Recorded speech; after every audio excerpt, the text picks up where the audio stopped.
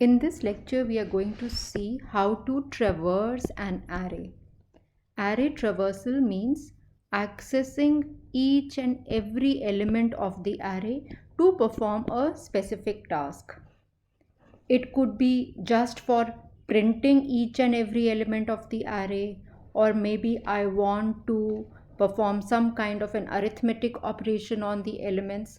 So this task could be anything, but visiting each and every element is called array traversal.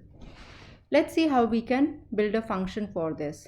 So we have a function access array, and this is the input that we are passing to that function, the array. I is referring to the lower bound of the array, and in C this means the lowest subscript, and in C we know that array subscripts, they begin with 0.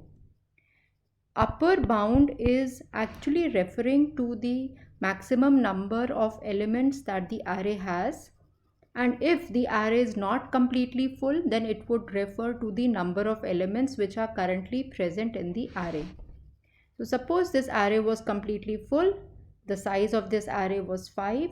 So here in this case, the upper bound would be 4. So while I is less than and equal to upper bound, that is 4, now we will start from here, and in each iteration of the loop, we will visit one array element. So while I is less than equal to upper bound, I is currently 0.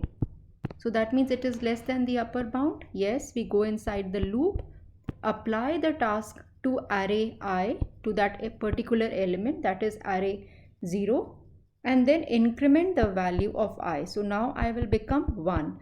Now we will access this element, perform the task, and again increment I.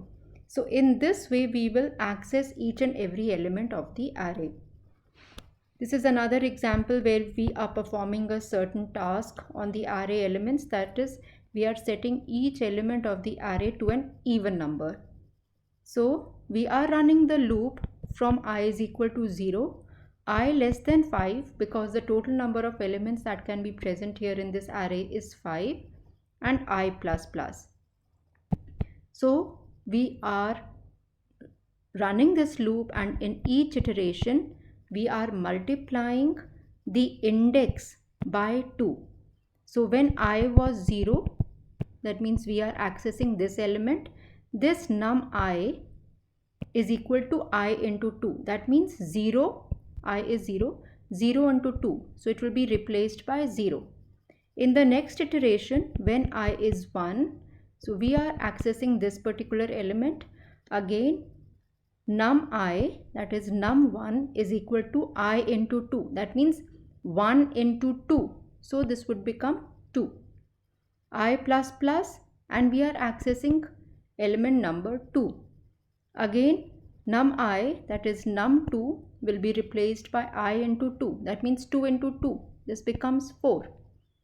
So this is how we are filling up or setting up the values of the arrays to this particular value. And this is done by traversing the array.